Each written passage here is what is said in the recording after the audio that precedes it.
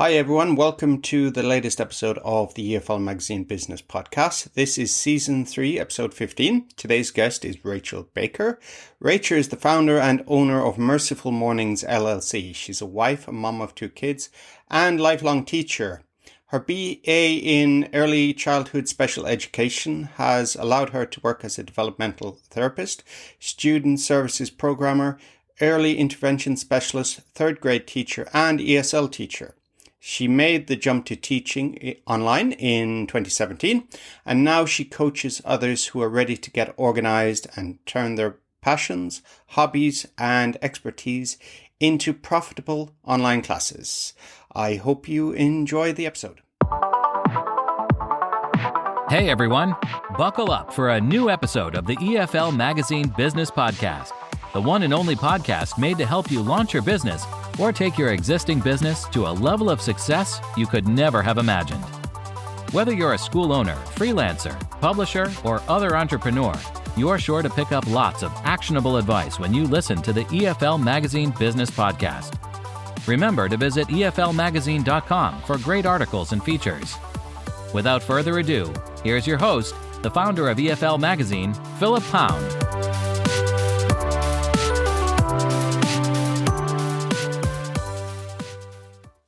Hello, everyone. Welcome back to the latest episode of the EFL Magazine Business Podcast. This is, we're over 40 episodes already. The podcast has been running for, best part of a year or more. And today, I'm really delighted to introduce our guest, Rachel Baker. And Rachel is the owner and CEO of Merciful Mornings. Merciful Mornings. I got that right. I had it written down here on the notepad as morning, and then I went to your URL. And anyway, good morning, Rachel. Good morning. Are you having a merciful morning this morning? Every morning is a merciful morning. You know, I need a fresh start every day. So yes, definitely. Okay, yeah. So it sounds like it could also be taken as somebody who doesn't like mornings, isn't it? Like, oh, merciful morning. Oh. Yeah. But absolutely. No, we want to kind of think of it the other way. I need new mercies every morning, fresh start, regardless of how the previous day went. It's a merciful morning. Start over. So what is a merciful morning? Merciful Mornings, to me, the reason I came up with the name, I've been through a lot of life, just personal experience. I've got chronic health stuff that I deal with. And so I love the idea that regardless of what your day holds, you go to sleep, and when you wake up, it's a completely fresh start. Whether you weren't feeling well the day before, or as a parent, you may not have been on your A game with your kiddos, business things didn't go well. You wake up in the morning and leave that behind, new mercies to start fresh, and you go on with your day with a better attitude. That's how I like to live my life and encourage others to do the same. So that's where it came from. So to have a good day, you have to have a good sleep, don't you? So that's the truth. What are the Rachel Baker take? What is the Rachel Baker take on having a good sleep? Exile the mobile phone and tablet and other digital devices. Oh, that's a hard one, isn't it? That's a hard one with the phone and the TV. A lot of people like to watch shows as they go to sleep, or we scroll Instagram as we're going to sleep, all the things. Yeah, I definitely sleep better when I don't have those things. But I'm just going to be honest, as a busy working mom and business owner, I'm on my phone a lot. Yeah. And do you have a bedtime routine? Do you go to bed same time each evening, or does it vary? I would say, I don't know, routine. I try to kind of clean up a couple of rooms before I go to sleep, so I'm not waking up to chaos. Just like the main living areas. I have a 13-year-old daughter and an 11-year-old son, and he has severe ADHD and stuff. And so it's just kind of a chaotic house. So as much as I can control the chaos, I try. But really, even if the time is different, I try to make sure I get between 7 and 8 hours a night. And that's just, I learned that with my health stuff. If it's less than 7 hours, I'm not super functional the next day. So that's my goal, is just the amount of sleep. Yes, the amount of sleep and also time to yourself. So, Yes. as a busy mother with a business and two kids, there's a lot of challenges. There's a lot of things taking your time, isn't there? But taking for soccer practice or choir or whatever you have to do. Yes. And so, do you have time out during the day just for you? And what is that? I do now. I didn't for a really long time. And, some people learn this faster than others, and some people are still waiting to learn it. But burnout is a real thing. And I very much, just my personality, I love to pour into other people. I want to help the world and do things for others. But if I do that constantly and don't take that time for myself, I am worthless to everyone. So I do, even if it's just 5 or 10 minutes of stretching and breathing, that helps. I've had a lot of surgeries, so my muscles get real tight. So stretching and breathing helps me feel better, helps me kind of recenter. If I'm feeling overwhelmed with work, I can, or even if I just go walk up and down my street for a few minutes and then come back into everything. I think it's super important through the day to just kind of step back a minute and take that time for yourself and then jump back into it. Yeah, as someone over 40, I can really, I'm so close. I've got about yeah, 6 or 7 months till I'm at the 40 mark. So I'm with you. the muscle tightness only gets worse. I Oh, don't don't know tell me what that. happens. It tightens too much. I don't know. And random areas of the body. And then the 40-year-old shoulder, the frozen shoulder comes in. And Uh-huh. it's like, oh, Uh-huh. I had a bone tumor actually. So I've had 2 shoulder surgeries, and my oh. right shoulder we're not friends, my shoulder and I. We're not. But we're working it out. Here's me complaining about frozen shoulder, and you've had surgeries. So, Oh, I know when listen, to it's complain. everybody's got aches and pains, and mine are not any worse than anybody else's. So tell me, I want to go back a little bit and talk about Rachel. Your background is in education, is that right? It is. Yes, I have my bachelor's and master's in early childhood special education. So I started out working with the itty bitties that were behind, needed to learn how to talk and walk and feed themselves and learn their colors and all those things. And I loved it. But yeah, then I had a ton of health issues. I taught third grade for about 5 years. That was fun.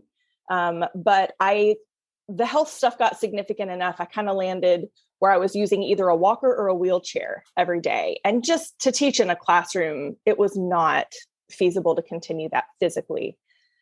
So I switched to working from home. I found a way to teach online. This was summer of 2017. So it was before like everyone was teaching online, right? This was pre-pandemic, pre-virtual education. So I went to teaching online because I still had to pay bills, right? Even people with health stuff that can't work outside the home have to pay their bills. So I was very blessed to find that community. I was teaching with a company in China who provided all the curriculum. And then I realized I could teach my own curriculum online. So I started doing that. And it's just morphed into this crazy, awesome adventure of coaching and helping other people who want to teach online. And then people who are growing their businesses start to get overwhelmed. Well, I was too. I had to figure out a way to get everything done as a working mom from home. So I put systems in place. And then people say, well, how did you get systems in place? So now I'm helping. So it's really it's been a fun adventure. I'm still teaching. I'm just now more teaching adults who are running businesses. And they need to get systems in place to be more organized, more productive. I don't love the idea of any business owner spending all their time on the business and constantly feeling burnout, constantly not getting enough sleep, right? We've already said sleep's important. We need that. Feeling overwhelmed, just spinning their wheels and not really making progress. That doesn't help anybody. So I love getting in and hearing, what are your goals? What do you want to achieve? What do you have in place? And how can we make it better? And that's just kind of become my passion now after long, crazy journey, that's where I've landed. Okay, thank you for this self intro there. That was great. Yeah, it's kind of like if you've ever taught kids from China, they kind of learn a self intro everywhere they go. You know, go to a class and this is who I am, don't they? They have This is who I am. rehearsed. Yes, exactly. They have this script rehearsed. Yeah, But sorry about that. yeah, that's what you get. And then the parents, like in 2 years, I want them to understand Shakespeare. That's another one. Yeah, right. I'm on it. No problem. Yeah, no problem. Most people don't understand Shakespeare, but yeah, your kids will. But you mentioned early childhood education, and also you said that your own son has ADHD. So, as a student of mine who is a child psychiatrist, and then he had a baby, and I asked him a question. Says, "Did you learn a lot more about child psychiatry by having a baby?" And he says, "Oh yeah." Yeah. So, how about you with your own son? What did you learn about early education? Yeah. So I was very thankful that I had that background. You know, when he was real little, the red flags, you can't help it. When you have that training, the checklists are just constantly going, which, my poor children. But it was definitely a blessing early on to be able to see things and reach out to colleagues and do the testings and get therapies and things like that. But as we get older, I do realize the limits of my knowledge. There's just the broad spectrum of autism, ADHD, all the things there. My tool belt was pretty well exhausted by the time we hit 8 or 9 years old. That's about my limit. So now he's 11. And I'm thankful for the learning. And I think it was very helpful in the beginning, but now I'm definitely reaching out more, saying, all right, I'm out. What you got for me? What do we do next? So I'm thankful for all those who are in the other fields and do their thing. It's been amazing. Okay, great. So I want to go a little bit more about the business. And you started off in VIP Kid, and as I was talking to Leah Sparrow last night, and I said, we'll mention you on the podcast. But of course, Leah says, you don't have to mention me. You don't have to plug what I'm doing. We love you, Leah. But we love you, Leah. Yeah, that's why we want to. And so she, very similar to her story, she started off with VIP Kid and then decided to go on her own. Was that from you? You decided you weren't earning what you were worth, or was it because that the kind of teaching Chinese kids has kind of imploded now, hasn't it, with the crackdown? That was much later. So I actually switched to independent teaching it was March of 2020. So right before and right as everything was hitting the fan worldwide with the pandemic. I really just loved the idea. I'm in the US, and so teaching on Beijing time was a challenge to, getting up at 3:45, 4 a.m. to teach kids. I love the idea of teaching on my schedule while my kids are in school and coming up with my own curriculum. I taught third grade 5 years, so I've already got, a novel study ready to go. I've got tricks for teaching multiplication. And so just to take those things and put them out into the virtual world and say, hey, who wants it? And also, can you please give me this money?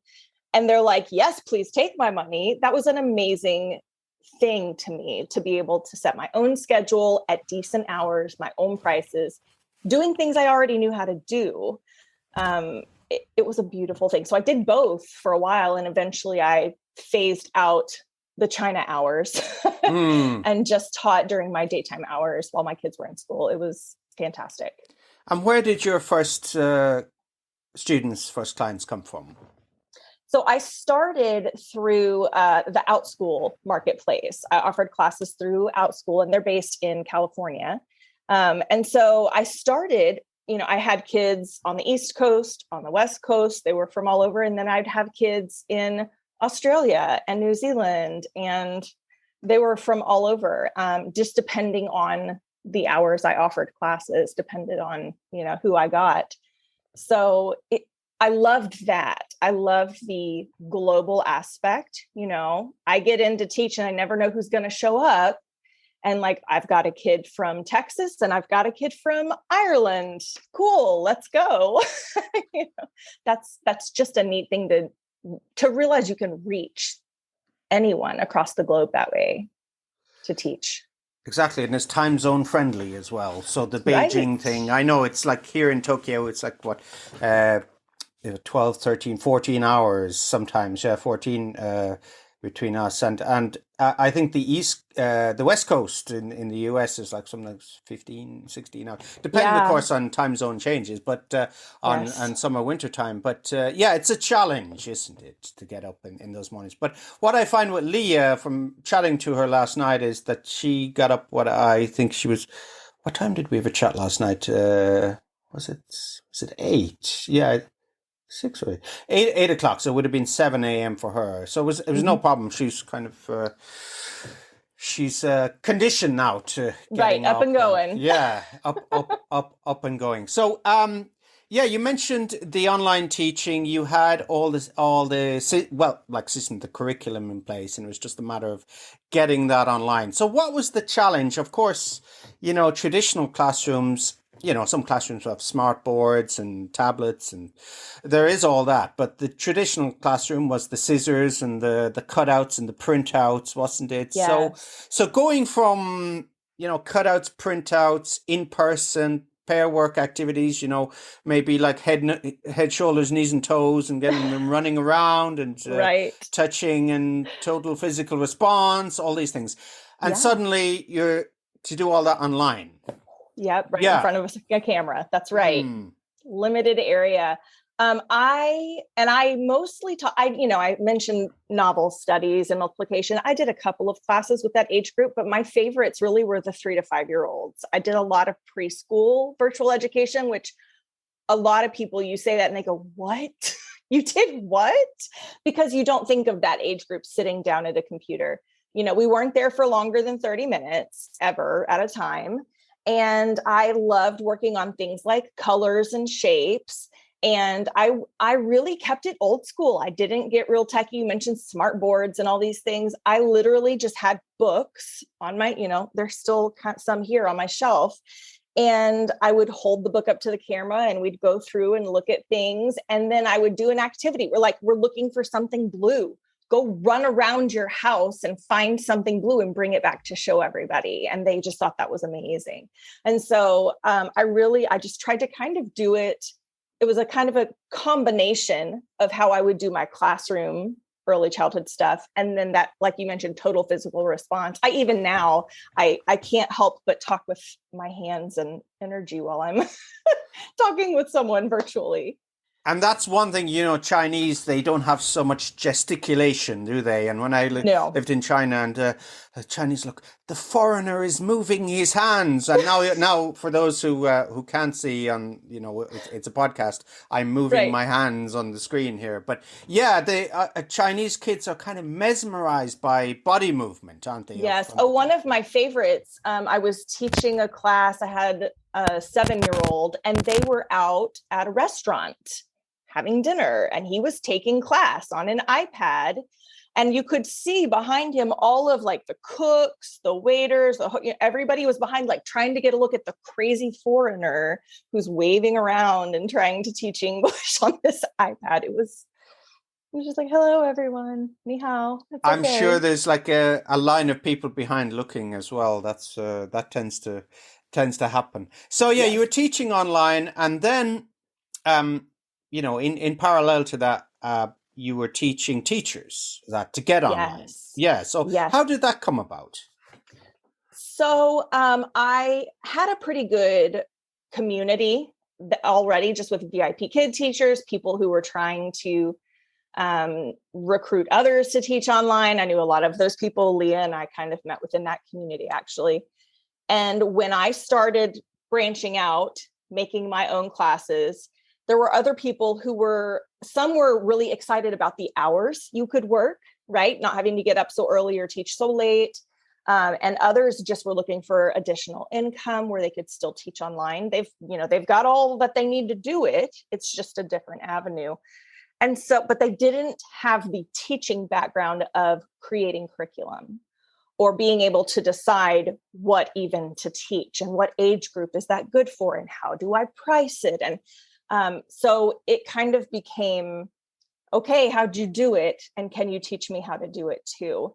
I did a lot of one-on-one coaching that way. And eventually it got to be a lot. So I actually ended up creating a digital course that I could just say, here's everything you need to know to teach the things that you love.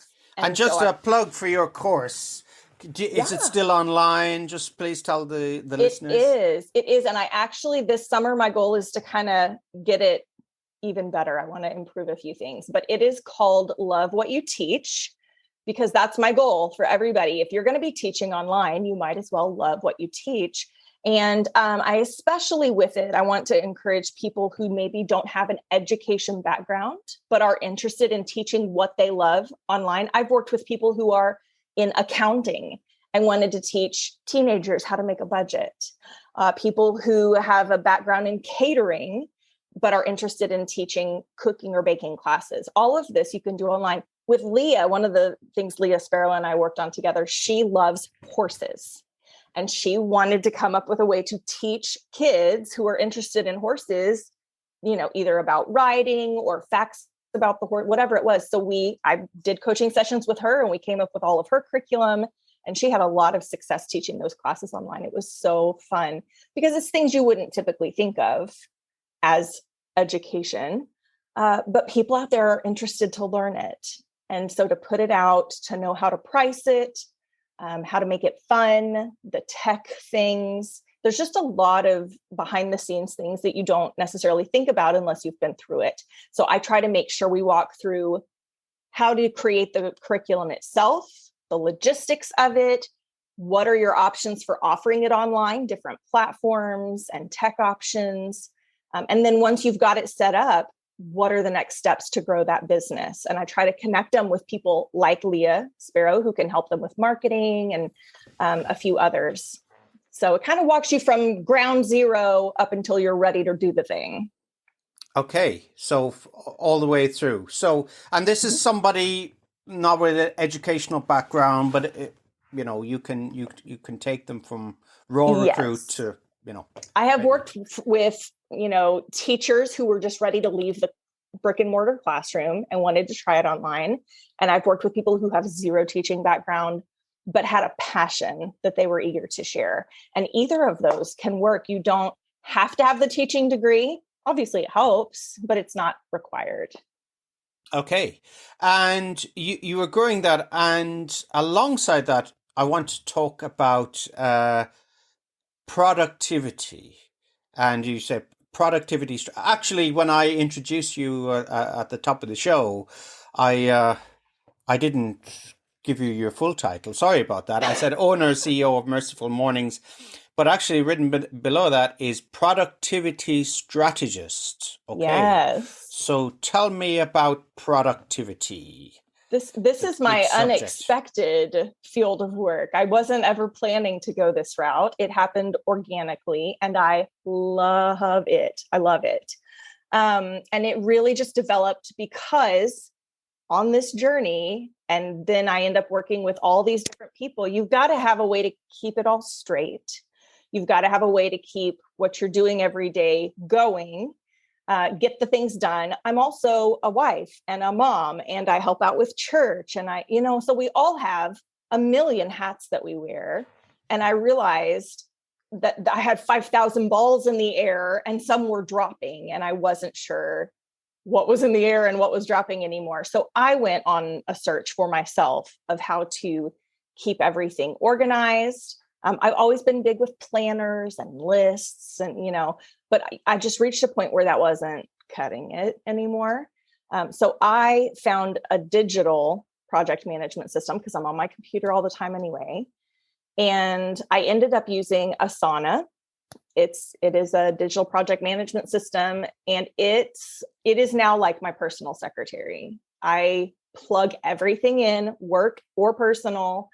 And so every day I just sit down and look at what needs to get done for that day because I've already told my secretary, this is what I need to do tomorrow. So I sit down and look at it. I check off my list and I move on. And so that helped me even make more progress with my business, right? Get more done during the day, not drop as many balls. And so others in my area started noticing, like, how are you doing all the things? So just like with online teaching, I was like, well, this is what I'm doing. Do you want me to teach you? And they said, yes, please take my dollar bills and teach me how to do this. So that, again, developed into one-on-one coaching. I've now have people come who they want Asana in place, but they don't have the time or mental capacity to learn how to do it. And so they just want somebody to set it up, do some training videos so they can learn how it all works, and then they run with it. So I do that for people now as well. It's been a wild ride, but I love helping people. When people come and say, I'm overwhelmed, life is chaos, I don't even know what I'm doing with my life anymore, fix it. I love that. Yes, let's fix it. I want you to feel good. I want you to feel like you know what you're doing and be making progress. So okay, I'm sure that people that can resonate with a lot of people. They're overwhelmed, too many balls in the air. As I often like to say, it's like the spinning plates, isn't it? yes. The guy has to keep the plates in motion. So so people come to you. You said they come, I'm overwhelmed. So generally, from your experience, where are the problems? There's maybe some key problem, some small area they're overlooking in their life, or Okay. maybe Yeah. paying too much attention to, or priority. So please, can you tell me a little? So there are a few. One we've mentioned just a little bit, but like that idea of perfection. I've got to get everything done just right. That can hold you up. That can get you really stuck. And so just the idea that some things you just got to get out there, get it done and get it out. You can always improve on it later. It's that, classes are that way. Websites are that way. There's a lot of things that we could spend hours and stress over it and feel overwhelmed that it's not awesome yet. But you just got to get it done and get it out. And then you can always come back and revise later. I like to say beta first, then better. Beta, then better. So that's one. Also, I think just not being able to sort through, we let it swirl around in our head until we don't know what is actually urgent and what is actually important. It all feels urgent and important. But if you get it all out on paper or in a Google Doc or something where you can see all the things, you can sort through it a little bit better and go, oh, actually, that's not such a big deal. Why was I even worried about that? Why was it in my head? Or this is something I could delegate to someone else. Maybe someone else can shop my groceries and I can just go pick them up. I love grocery pickup here. That's like my favorite. So things like that it's weighing on you. Maybe it doesn't have to be. Maybe we can figure out a different option. But knowing how to go about that process is something that a lot of people just haven't done yet. And this comes back to the ADHD and neurodiversity, doesn't it? Because for an ADHD person, this is probably the most difficult thing, because what they tend to do is, the important things, paying the bills, just getting stuff done. It becomes not important. And it's like, oh, this YouTube video is really cool. I'll spend 4 hours and then go down a rabbit hole and go in all different places, isn't it? So yeah, this is my new hyperfixation. This is my project. I must do it. And then the water stops working. Oh, I didn't pay my water bill. For sure. Yes, exactly. And this is something Leah talks about as well. She said another problem is that, as some people say, the bright, shiny thing as well, or the squirreling, as Leah says. I don't know if that's yours or hers, but I think it's perfect, isn't it? It's just like you see the squirrel going back and forth, and going to, but at least they're productive, aren't they? Although they do forget their nuts sometimes, so that, the trees can grow, but so yeah, the nature is designed it that way. But the squirreling, going from pillar to post and trying to do 1,000 things and feeling worn out, and no sense Yes. of reward or. And honestly, Yes. who has the energy of the squirrel? Like, to Exactly. have that energy level would be amazing. But shiny object syndrome, I think, is a very real thing. And I think we've all got it. You're going about your business, and then ooh, shiny. And you squirrel over to the shiny thing, and you're no longer on track making progress towards what you were originally working on. It happens all the time. And that's something that Leah, and in her own way, with her personality, she's very direct. Stay away from that area. You have to Yes. Well, I'll tell discipline you, yourself. I'm going to call Leah out for a second. Leah, if you're listening here, I'm going to call you out. That has been a work in progress, because there are a lot of things, just like everybody else. Leah wants to help lots of people with lots of things. That has been a journey we've gone through together, of getting to, this is the thing, do the thing, think about the thing, don't go over here to all these other things. And that's kind of a coaching thing I work on with a lot of people. We all need that reminder of, hang on a minute, what are you doing? Come back. Yes, exactly. And I think I mentioned, we're not going to talk about Leah. We love you, Leah. We're not going to talk about Leah all the time. But I mentioned the book I read recently on Tyson Fury, the current heavyweight champion of the world. And Yes. he came through some struggles, mental health and addiction. And he was talking about what works for him, how he lost a lot of weight, and how he became more productive, and how, of course, he became the undisputed champion. And he said, it's very simple. You just focus on one thing and you work towards that thing, and you don't do the other things. Yes. Well, multitasking has become such a praised attribute. Like, if you can multitask, it's an amazing quality to have. You can do all these different things at once. I feel that is not true. I think multitasking is the enemy. And it has made all the difference for me to have that singular focus at a time. Now, you may be focused on one thing for 20 minutes, a timer goes off, and you move to the next thing. But to try to do both things, or 3 or 4 things all at the same time, none of those things have the focus needed to do them well.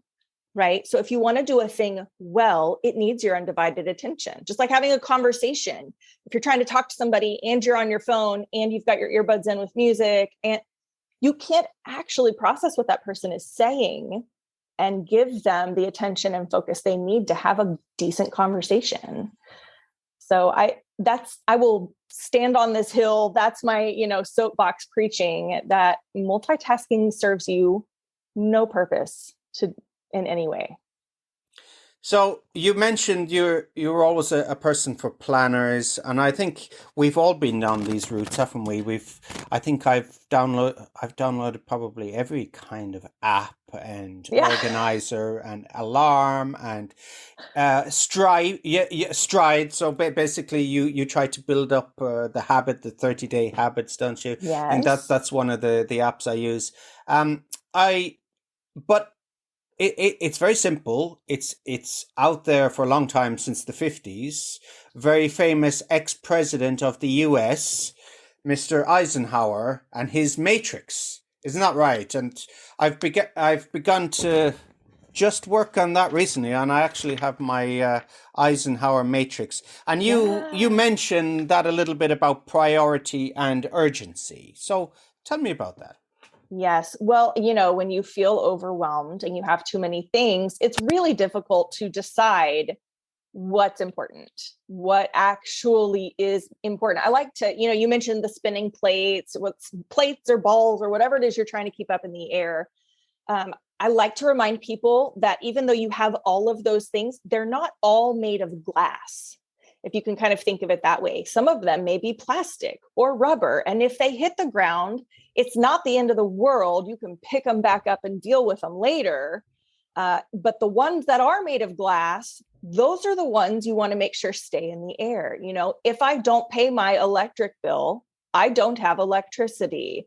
I won't be able to keep my food fresh in the refrigerator.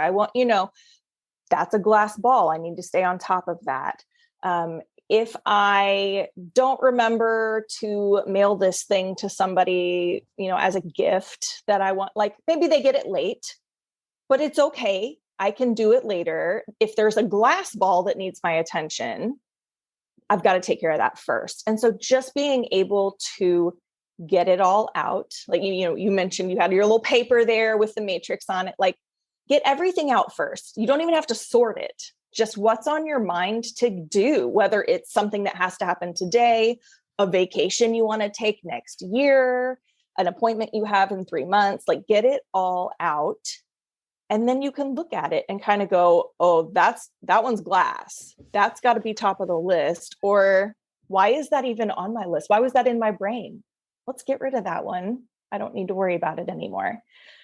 So just the visual and being able to sort that, I think, is crucial to getting any kind of system in place. Because no matter what planner you buy or app you use, or if you don't have that clarity, the planner's not going to help you too much. Yes, exactly. And you mentioned also about urgency. We mentioned urgency, priority, and these are things that are important to you, your family, your loved ones. But what really affects us as well is other people taking our time and prioritizing their urgency, isn't it? What's urgent for them, and dumping work on you. Yes. I mean, I worked in a proper office in a full-time job, and you get the phone call at 5 p.m. and people dump stuff on you, don't they? But that happens even for freelancers. People will. There are those people out there. They'll try to shirk responsibility or just get other people to do it for them, won't they? Yes. Or even if it is something that needs to be done, if you notify me at 5:00 on a Friday afternoon, then that can be and it's, an important thing. That can be my first thing Monday morning task, but it doesn't mean it's something I have to work through the weekend doing.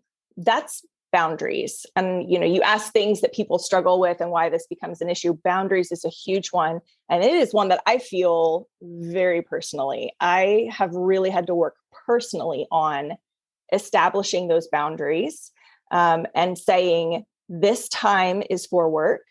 This time is for me. This time is for family.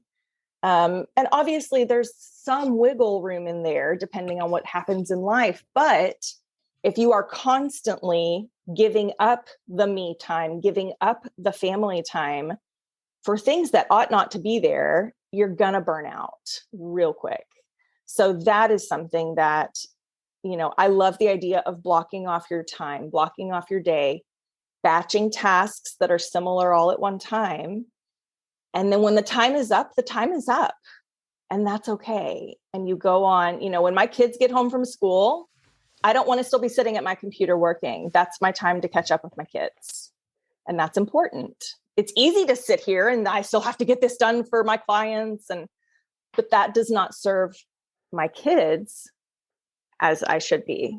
So that's a big personal thing to work through, right? Like what do you need to change in that area? That's hard.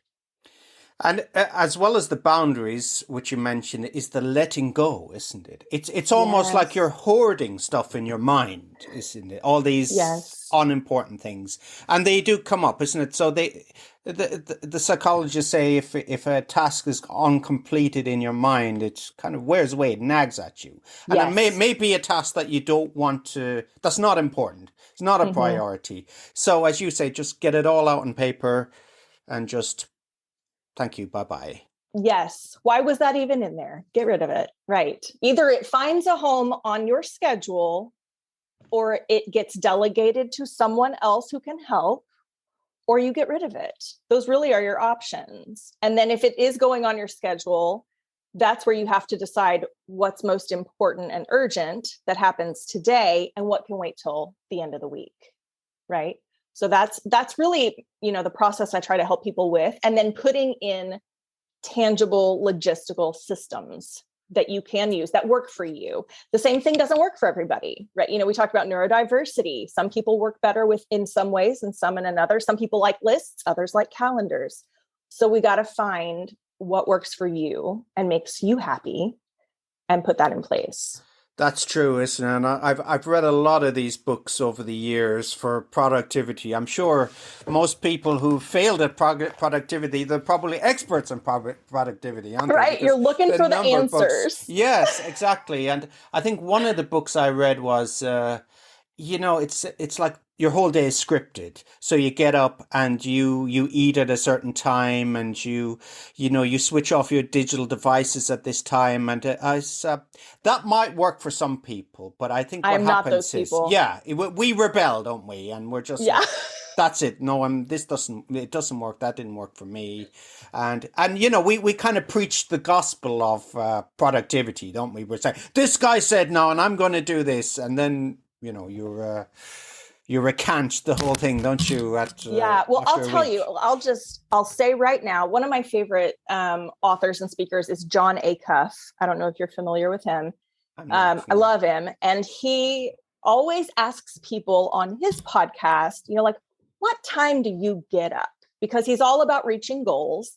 And he talks to all these really successful people. And he's just trying to figure out, like, do you have to get up at 4 a.m. every day to be a successful goal reaching person? And the answer is no. I absolutely do not get up. I'm not getting up before 6 a.m. I'll just tell you now. I'm getting up, I'm getting my kids ready for school.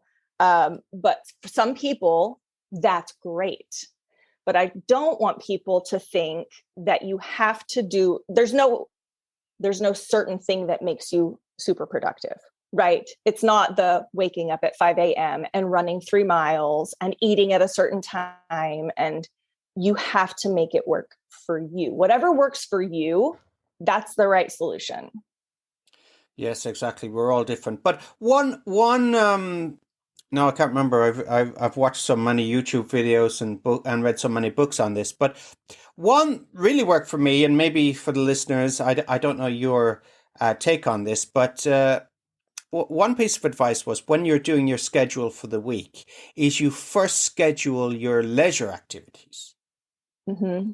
Because what the guy giving the lecture said, that people who want to be productive, they tend to go all in, don't they? And stress Yes. out. And that's when you rebel. He said you have to schedule your leisure activities first. And Mm-hmm. then you're like, oh yeah, the leisure activity is coming up. I'm going to play my tennis or go swimming or go to the Yes. movies or something like that. So do you think that's, and they also talk about giving yourself rewards as well for the hard work. I love celebrating. I think it's so important. And I actually, I'm just reading through a book right now that talks about the importance of celebrating. And I can't think of the title and author right now, but just that idea of acknowledging when you've done well, that gives you that extra boost to do the next thing. Like, look, I did a thing, yay, go me. And then you're encouraged to get the next thing done. It's kind of like the joy of doing the checklist, right? You check it off, you feel good. Sometimes you didn't write it down, but you did it. So then you write it down and check it off just for that, thrill. I love that. But I do think for sure, if you don't have those little pockets of time for yourself, whether, it's a sport or I'm going to take a nap, naps are great. I love them. Whatever that is for you, that does have to be on the calendar. And if you have an eternal to-do list and you schedule all of the to-do lists for your whole week, you'll find there is no time left. So I do think that's a great strategy to say, when am I going to do whatever this is for me? When am I going to go for my 20-minute walk? When am I going to do some yoga? Whatever it is that you like to do, or take a nap, that needs to be there.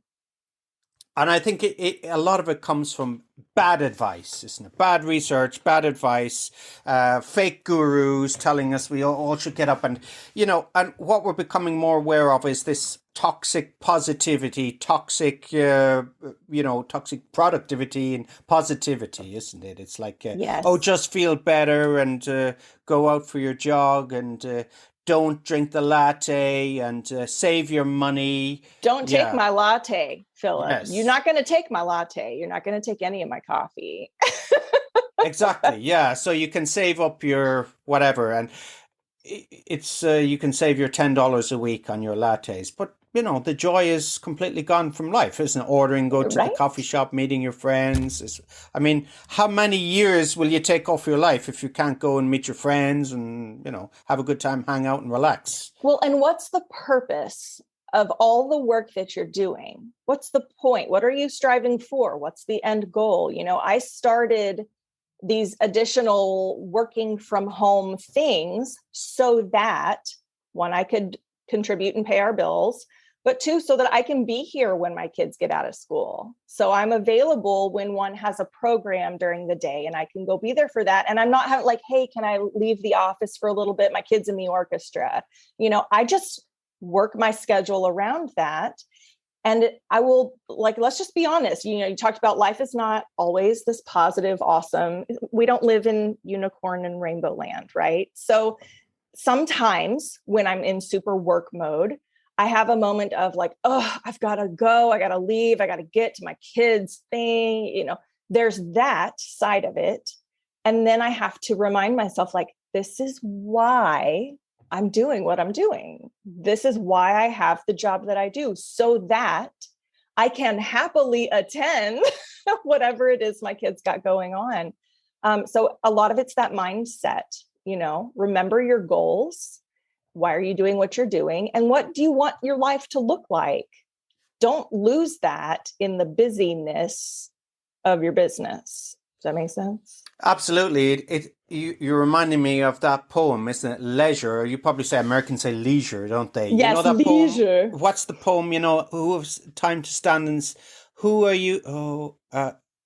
Why have a care, you who have no time to stand and stare. You know that poem? You're a teacher. You could. Yeah.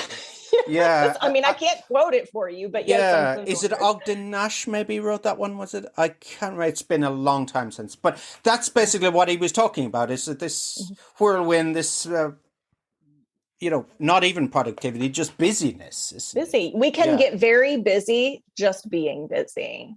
If you do not have goals and intentions in place, then it's like, I don't know why we compare ourselves to rodents so often, but it makes me think like running the rat race and running on the hamster wheel. And that doesn't help anybody.